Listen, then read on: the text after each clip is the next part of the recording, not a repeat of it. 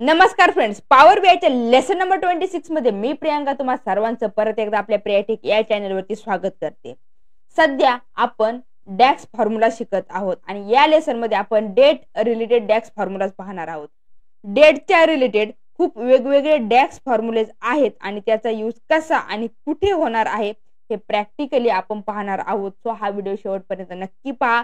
Video आवडला तर व्हिडिओला लाईक करायला विसरू नका, त्याचबरोबर व्हिडिओ शेअर करा आणि जे कोणी नवीन असतील चॅनल सबस्क्राइब केलं नसेल त्यांनी सुद्धा चॅनलला लगेच सबस्क्राइब करा।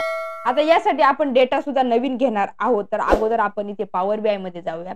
आपण डेटा इंपोर्ट करण्यासाठी इम्पोर्ट डेटा फ्रॉम एक्सेल वरती क्लिक करूया आणि आपला डेटा जिथे कुठे असेल त्यावरती क्लिक करून इथे ओपन वरती क्लिक करूया। हे पहा डेट 26 म्हणून आहे। डेट फॉर्म्युला साठी आपण हा डेटा यूज करणार आहोत। तर हा डेटा आपल्या इथे पॉवर बीआय मध्ये आलेला आहे, यावरती क्लिक करा।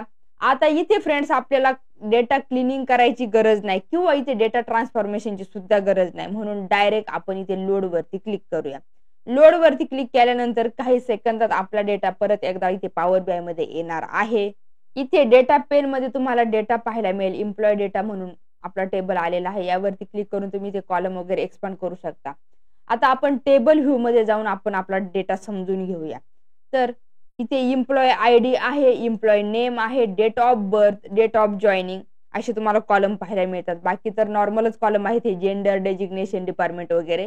पण हे जे डेट ऑफ बर्थ आणि डेट ऑफ जॉइनिंग हे दोन कॉलम आपण डेट रिलेटेड घेतलेले आहे, कारण या लेसन मध्ये आपण डेट रिलेटेड डॅक्स फॉर्म्युलाज पाहणार आहोत, मग डेटचा कॉलम असणं गरजेचं आहे। तर फर्स्ट आहे आपला डेट ऑफ बर्थ, याचा यूज करून आपण डे, मंथ, इयर वगैरे एक्स्ट्रा करू शकतो। नंतर डेट ऑफ जॉइनिंगचा यूज करून आपण एखाद्या एम्प्लॉयचं टेन्युअर वगैरे काउंट करू शकतो। तो एम्प्लॉय किती वर्षापासून काम करतोय हे जर आपल्याला काउंट करायचं असेल तर डेट ऑफ जॉइनिंग, त्याची जी डेट आहे जॉइनिंगची त्या डेटला टुडेच्या डेट बरोबर कम्पेअर करून डेटेड इफ फॉर्म्युला आपण यूज करून त्याचं टेन्युअर वगैरे काउंट करू शकतो। डेट ऑफ बर्थ मध्ये सुद्धा वेगवेगळ्या प्रकारे आपण एक्स्ट्रॅक्ट करू शकतो, म्हणजे डे, मंथ, इयर तर करू शकतो, पण त्याचबरोबर आपण इथे dated if, week days, week number, end of month, day name हे सर्व काही जे फॉर्म्युले आहेत आपले ते आपण इथे अप्लाय करून त्याचा रिझल्ट काय येतो हे आपण पाहणार आहोत।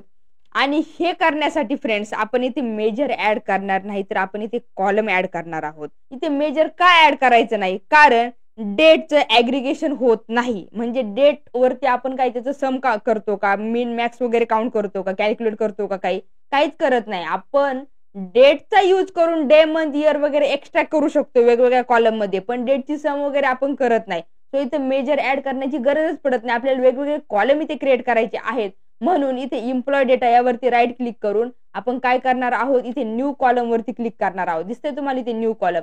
आता न्यू कॉलम वरती क्लिक केल्यानंतर आपल्या इथे फॉर्म्युला बार मध्ये तुम्हाला कॉलम नेम येईल, आपण त्याला रिनेम वगैरे करूया। इथे कॉलम आलेला आहे आणि याला याची साईज वगैरे वाढवायची असेल ती कशी वाढवायची काय ते ऑलरेडी आपण पाहिलेलं आहे। आता याला रिनेम करायचं, आपण सुरुवातीला काढणार आहोत डे। आता फ्रेंड्स तुम्हाला हा एक प्रश्न पडला असेल, आपण हे डे वगैरे एक्स्ट्रॅक्ट का करतोय, म्हणजे डे, मंथ, इयर वगैरे एक्स्ट्रॅक्ट का करतो। आपल्याकडे तर स्लायसर आहे आणि स्लायसर मध्ये आपण डेट हायरार्की यूज करून डे, मंथ, इयर वगैरे याचं सिलेक्शन मिळवू शकतो।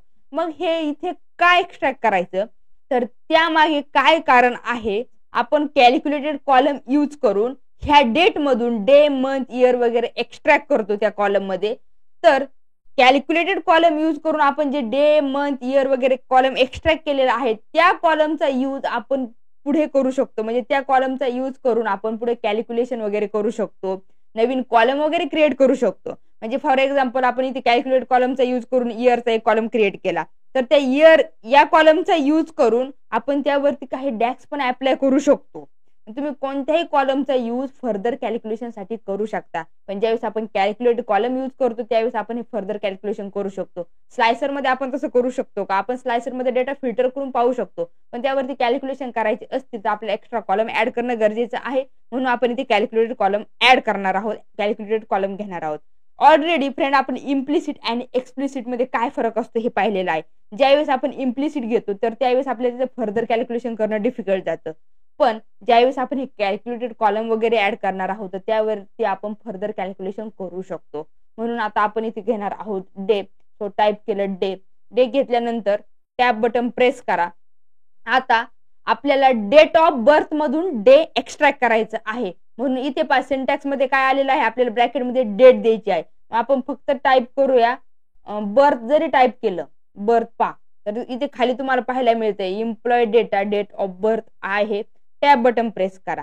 एम्प्लॉय डेटा हे आपल्या टेबलचं नाव आहे आणि त्यामध्ये डेट ऑफ बर्थ हे कॉलम आहे. ब्रॅकेट क्लोज करा. पहा तुम्ही जर इथे ब्रॅकेट क्लोज केलं नाही ना फ्रेंड्स, तर इथे जे ओपनचं ब्रॅकेट आहे ना हे रेड कलरचं दिसतं आणि जर ब्रॅकेट क्लोज केलं तर हे ब्ल्यू कलरचं होतं. म्हणजे आपण इथे ब्रॅकेट क्लोज करून फक्त एंटर वरती क्लिक करू.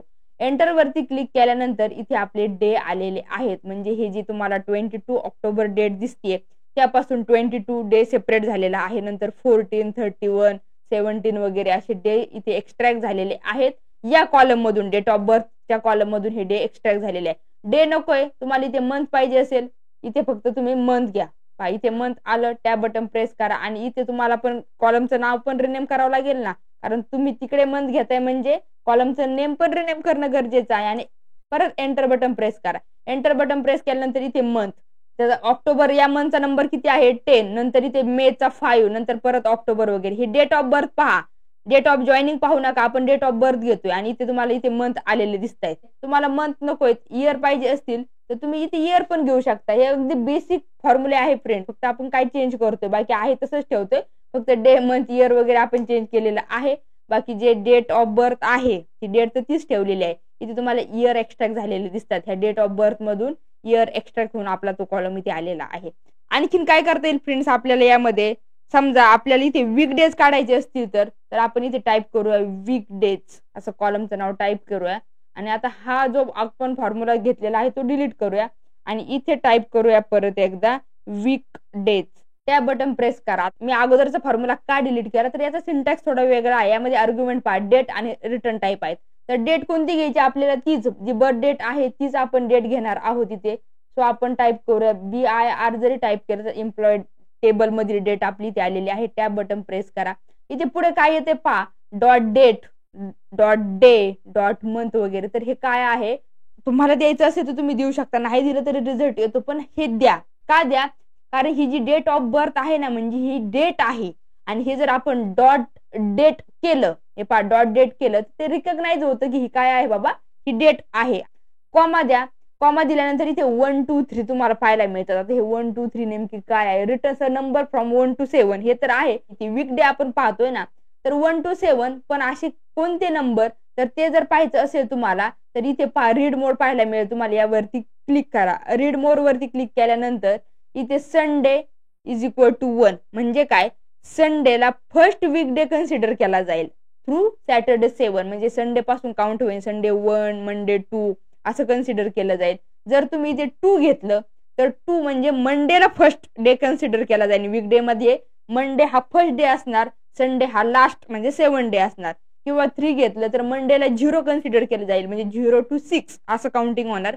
6 पर्यंतच होणार ते. तसं ऍक्च्युली 7 डे झाले ते 0 पण काउंट केला तर, पण ते 6 पर्यंतच होणार म्हणजे मंडेला 0 असं केलं जाईल. तर आपण काय करूया आपण इथे 1च घेऊया. 1 म्हणजे काय होईल म्हणजे संडेला 1 घेतलं जाईल नंतर मंडेला 2 वगैरे असं होईल. सो आपण इथे 1 घेऊया. टॅब बटन प्रेस करूया आणि ब्रॅकेट क्लोज करूया. एंटर बटन प्रेस केल्यानंतर पाहिजे वीक डेज आलेले आहेत. 22 ऑक्टोबर. आता हा 22 डे जो आहे तो त्या वीक मधील 4 नंबरचा आहे असं त्यांनी सांगितलेलं आहे. पण हे आपल्या लक्षात असं येत नाही तर आपण काय करूया मग इथे याबरोबर आपण डे नेम पण घेऊया. डे नेम जर घेतला तर आपल्या डे नेम नुसार समजेल ना की 4 म्हणजे कोणता आला पाहिजे. आपण संडे पासून सुरुवात केली. संडे मंडे ट्यूजडे आणि वेनसडे. तर हे 4 म्हणजे वेनसडे इथे येतोय का हे जर पाहायचं असेल आपल्याला तर आपण काय करूया परत एम्प्लॉय डेटा वरती राईट क्लिक करूया आणि एक न्यू कॉलम परत इन्सर्ट करूया. म्हणजे वीक डेजचा पण राहील आपल्याकडे आणि डे नेमचा पण राहील. आणि आता इथे डे नेम घेऊया आपण. Day name is equal to. आता डे नेम कॅल्क्युलेट करण्यासाठी आपल्याकडे असा काही कोणताही फॉर्म्युला नाही म्हणून आपण इथे फॉर्मॅट हा फॉर्म्युला यूज करणार आहोत. आणि फॉर्मॅट मध्ये व्हॅल्यू फॉर्मॅट आणि लोकल नेम वगैरे आहे. तर व्हॅल्यू आणि फॉर्मॅट हे देणं कंपल्सरी आहे. हे लोकल नेम ऑप्शनल आहे ते नाही दिलं तरी चालेल. तर व्हॅल्यू मध्ये आपल्याला काय द्यायचं तर व्हॅल्यू मध्ये आपल्याला डेट द्यायची. सो आपण परत टाईप करूया बर्थ एम्प्लॉय डेट इथे आलेले आहे. टॅब बटन प्रेस करा. डॉट डेट घेणार आहोत आपण कॉमा आणि फॉर्मॅट. तर इथे फॉर्मॅट काय पाहिजे आपल्याला. तुम्ही जर ऑलरेडी आपले टेक्स्ट फॉर्म्युलाज वगैरे पाहिले असतील म्हणजे एक्सेलची आपली फॉर्म्युला सिरीज आहे आपल्या प्रियाटेक या चॅनल वरती तर त्यामध्ये मी टेक्स्ट फॉर्म्युले, डेट फॉर्म्युलेज वगैरे व्यवस्थित घेतलेले आहेत. ते जर तुम्ही पाहिले असते तर तुमच्या नक्की लक्षात येईल की हा फॉर्मॅट काय आहे. तर डबल इन्व्हर्टेड कॉमा मध्ये समजा मी ते डी 3 वेळेस जर टाईप केला, डबल इन्व्हर्टेड कॉमा कंप्लीट केला, ब्रॅकेट जर कंप्लीट केलं आणि जर एंटर केलं तर रिझल्ट काय येतोय पहा. तर इथे तुम्हाला डेचे नेम येतील, इनिशियल 3 लेटर्स त्याचे पाहायला मिळतात तुम्हाला इथे, वेनसडे, संडे वगैरे. आणि मी जसं तुम्हाला अगोदर सांगितलं होतं की 4 नंबर म्हणजे आपण काय केलं होतं इथे काउंट करताना संडेला 1 घेतलं होतं, संडे 1, मंडे 2, ट्यूजडे 3 आणि वेनसडे 4, परत संडेला 1. म्हणजे करताना काय केलं होतं आपण इथे संडेला 1 पासून केलं होतं. तेच जर मंडेला आपण इथे 1 पासून केलं तर पहा आपण काय करूया, जे आपण इथे 1 घेतलं होतं ना date of employ data, date of birth मध्ये, तर इथे काय करूया 1च्या ऐवजी आपण इथे 2 घेऊया. आणि 2 घेतल्यानंतर मंडे पासून ते काउंटिंग होईल, वीकडे मंडे पासून होणार. आणि एंटर करा तर इथे फक्त 3 होणार, 4च्या ऐवजी काय होणार इथे 3 होणार. एंटर करूया आणि इथे काय झालं, 4च्या ऐवजी इथे 3 झालेलं आहे. मंडेला फर्स्ट, ट्यूजडेला सेकंड आणि वेनसडेला थर्ड. इथे दिसते तुम्हाला मंडेला इथे फर्स्ट आलेला आहे, संडेला इथे 7 आलंय. म्हणजे हे वीक डे नेम वगैरे तुम्हाला समजलं. पण आता या डे नेम मध्ये सुद्धा आपण काही चेंजेस करू शकतो. आता इथे डी आहे, इथे जर 4 टाइम जर आपण डी घेतला, काय करायचं फक्त इथे 4 टाइम डी घ्या तर तुम्हाला इथे फुल नेम पाहायला मिळेल. म्हणजे जे आपले डेचे नाव आलेलं आहे तर तिथे तुम्हाला वेनसडे, संडे, फ्रायडे, सॅटरडे वगैरे इथे फुल पाहायला मिळतंय. त्याऐवजी डबल इन्व्हर्टेड कॉमा मध्ये जर तुम्ही एम वगैरे घेतलं, म्हणजे 3 टाइम एम घेतलं तर तुम्हाला इथे मंथ नेम पाहायला मिळतील. मंथ नेमचे फर्स्ट 3 इनिशियल तुम्हाला पाहायला मिळतील, ऑक्टोबर, मे वगैरे. म्हणजे ऑक्टोबरचं ते आपण हे कॉलम सुद्धा इथे एक्स्ट्रा केलेला आहे. 4 टाइम जर तुम्ही एम घेतला तर काय होईल, मंथ नेम तुम्हाला इथे फुल पाहायला मिळेल. आता हे फॉर्मॅट वगैरे काय ऑलरेडी तुम्हाला माहितीच असेल, पण नसेल माहिती ज्यांना टेक्स्ट फॉर्म्युलाज वगैरे माहिती नसतील तर त्यांनी व्हिडिओ जाऊन ते नक्की पहा. एक्सेलचा बेसिक टू ऍडव्हान्सचा कोर्स आहे विथ सर्टिफिकेट, तो सुद्धा तुम्हाला चॅनल वरती पाहायला मिळेल. तो कोर्स सुद्धा नक्की पहा. तर समजलं तुम्हाला, आपण असं डे, मंथ वगैरे इथे डायरेक्ट त्याचे नेम आणू शकतो. सो आपण इथे 4 टाइम डी घेऊया आणि एंटर करूया. आता आपण वीक नंबर पण घेऊ शकतो. वीक नंबर म्हणजे काय तर तुम्हाला माहितच असेल, आपल्या इयर मध्ये काय असतात, 52 वीक्स असतात. तर ही डेट नेमकी कोणत्या वीक मधील आहे त्या वीकचा नंबर आपल्याला जर इथे जनरेट करायचा असेल तर त्यासाठी परत एकदा आपण इथे एम्प्लॉय डेटाकडे येऊया, राईट क्लिक करूया, न्यू कॉलम वरती क्लिक करूया, इथे टाईप करूया वीक नंबर. आपण खूप वेगवेगळे फॉर्म्युले इथे अप्लाय करू शकतो फ्रेंड, अगदी इझी आहे. वीक नंबर आलाय, वीक नंबरचा फॉर्म्युला आलेला आहे. म्हणजे किती फॉर्म्युले पाहतोय आपण एकाच लेसन मध्ये. तर याचा सिंटॅक्स पहा, डेट आणि रिटर्न टाईप. सो डेट घेऊया, आपली जी बर्थ डेट आहे तीच आपण इथे घेणार आहोत. डॉट डेट पण घेणार आहोत, कॉमा द्या. रिटर्न टाईप, आता इथे तर पहा रिटर्न टाईप किती आलेले आहेत, भरपूर रिटर्न टाईप आलेले आहे. वीक बिगिन्स ऑन संडे, नंतर week begins on Monday, Tuesday, असं तुम्हाला इथे 7ही डेचं पाहायला मिळेल. दिसतंय इथे 7ही डेचं तुम्ही पाहू शकता. तर हे काय बाबा, वीक बिगिन्स ऑन संडे म्हणजे संडे पासून तो वीक स्टार्ट झालाय असं धरणार ते. तुम्ही जर 1 घेतला तर संडे पासून तो वीक स्टार्ट झालेला आहे. मंडे पासून तो वीक स्टार्ट झालेला आहे म्हणजे मंडे पासून नेक्स्ट वीक असं कॅल्क्युलेट केलं जाणार. तो आपण काय करूया, संडे पासून घेऊया, म्हणजे Sunday to Saturday, Sunday to Saturday first week झाला. इथे जर तुम्हाला मंडे पासून पाहिजे असेल तर इथे डबल 1 घेऊ शकता. तर इथे 1 टाईप करूया, ब्रॅकेट क्लोज करूया आणि करूया एंटर. वीक नंबर इथे आलेले आहे. इथे पहा फर्स्ट डेटचा वीक नंबर तुम्हाला 43 पाहायला मिळतोय. म्हणजे ही जी 22 ऑक्टोबर जी डेट आहे तर ती त्या इयर मधील 43 नंबरच्या वीक मधील डेट आहे. तर इथे पहा वीक नंबर इथे 3 आहे. 3 म्हणजे काय, ही जानेवारी मधली डेट आहे. आपल्याला समजते की 19 जानेवारी म्हणजे हे 3rd वीक मधील डेट आहे. तर 52 वीक्स असतात एका इयर मध्ये, तर त्यानुसार हे वीक नंबर डिव्हाइड झालेले आहेत पर्टिक्युलर डेट नुसार. तर वीक नंबर झालं. आता त्यानंतर जर आपल्याला एंड ऑफ मंथ काढायचं असेल, समजा पर्टिक्युलर एखादी डेट आहे तर त्या डेटचा लास्ट डे कोणता त्या मंथ मधला किंवा नेक्स्ट मंथ मधील लास्ट डे कोणता हे जर फाइंड आउट करायचं असेल तर परत एकदा आपण इथे न्यू कॉलम घेणार आहोत. आणि न्यू कॉलम घेतल्यानंतर आपण इथे घेणार आहोत एंड ऑफ मंथ. तुम्ही जर फॉर्म्युला सिरीज पाहिली नसेल तर नक्की जाऊन फॉर्म्युला सिरीज पहा, तुम्हाला इथे खूप फायदा होणार आहे. आता एंड ऑफ मंथ घेऊया, परत एंड ऑफ मंथ इथे आलेलं आहे. टॅब बटन प्रेस करा, स्टार्ट डेट आणि मंथ. स्टार्ट डेट म्हणजे कोणती, आपण जी परत एकदा बर्थ डेटच घेणार आहोत. टॅब बटन प्रेस करा, कॉमा. मंथ मध्ये आपण इथे 0 घेऊया. 0 का, कारण त्याच मंथ मधील आपल्याला लास्ट डे फाइंड आउट करायची आहे. आणि एंटर बटन प्रेस करा. तर इथे तुम्हाला एंड ऑफ मंथ पाहायला मिळेल. म्हणजे फर्स्ट डेट कोणती होती आपली, इथे काहीतरी 22 ऑक्टोबर होती. 22 ऑक्टोबर म्हणजे त्या मंथ मधील लास्ट डेट कोणती आहे, 31 ऑक्टोबर. इथे पहा तुम्हाला नोव्हेंबर मधील लास्ट डेट 30/11 पाहायला मिळेल. कारण आपली डेट कोणती होती, इथे काहीतरी नोव्हेंबर मधीलच ती डेट असणार नाही. 6 नोव्हेंबर ही डेट आहे. तर 6 नोव्हेंबर मध्ये लास्ट डेट कोणती आहे त्या मंथ मध्ये, तर 30 नोव्हेंबर. तर ती तुम्हाला इथे पाहायला मिळते. तुम्हाला जर नेक्स्ट मंथची लास्ट डेट पाहिजे असेल तर तुम्ही 1 टाईप करा आणि एंटर करा. तर तुम्हाला त्या डेट मधील नेक्स्ट मंथची लास्ट डेट पाहायला मिळणार आहे. इथे 30/11 म्हणजे अगोदर काय होतं, आपला ऑक्टोबर मंथ होता. नेक्स्ट मंथ आहे नोव्हेंबर आणि त्यामधील लास्ट डेट तुम्हाला इथे पाहायला मिळते. तुम्हाला जर 2 महिन्यानंतरची पाहिजे असेल तर तुम्ही ते 2 टाईप करू शकता. 3 महिन्यानंतरची पाहिजे असेल तर इथे 3 टाईप करू शकता. झालं, हे समजलं तुम्हाला एंड ऑफ मंथ. आता नेक्स्ट समजा जर आपल्याला एज घ्यायचं असेल, एखाद्याचा जर आपल्याला एज कॅल्क्युलेट करायचं असेल तर परत एकदा आपण न्यू कॉलम इथे घेऊया. न्यू कॉलम वरती क्लिक करूया आणि आता आपण इथे एज घेऊया. जर आपल्याकडे डेट ऑफ बर्थ आहे तर आपण इथे एज तर कॅल्क्युलेट करू शकतो ना. जर आपल्याला एज कॅल्क्युलेट करायचं असेल तर आपल्याला इथे डेटेड इफ हा फॉर्म्युला यूज करावा लागतो. आता एक्सेल मध्ये फक्त इथे इफ IFच असतो तर इथे डबल एफ झालेला आहे. तर इथे डेट 1 डेट 2 इंटरव्हल वगैरे असे आपल्याला आर्ग्युमेंट पाहायला मिळतात. डेट 1 म्हणजे काय, तर बर्थ डेट आणि ती डेट आजच्या डेट बरोबर आपल्याला कम्पेअर करायची आहे. म्हणून कॉमा द्या आणि कॉमा नंतर इथे टाईप करा टुडे. म्हणजे आपण काय करतोय, आजच्या डेट बरोबर ती डेट कम्पेअर करतोय. ओपन ब्रॅकेट क्लोज ब्रॅकेट करायला विसरू नका. त्यानंतर परत एकदा कॉमा आणि कॉमा नंतर आपल्याला कशाशी कम्पेअर करायचंय, क्वार्टर बरोबर करू शकता, मंथ बरोबर, वीक बरोबर, डे बरोबर, कशा बरोबर पण कम्पेअर करू शकता. पण आपल्याला कशा बरोबर कम्पेअर करायचंय, इयर बरोबर. आपल्याला इयर कॅल्क्युलेट करायचेत ना, म्हणून आपण इथे इयर घेतलेले आहेत. ब्रॅकेट क्लोज करायला विसरू नका. ब्रॅकेट क्लोज करा आणि क्लोज करून एंटर करा. प्रत्येकाचं एज आपल्याला इथे पाहायला मिळेल. सो आपण इथे एज पण घेतलेला आहे.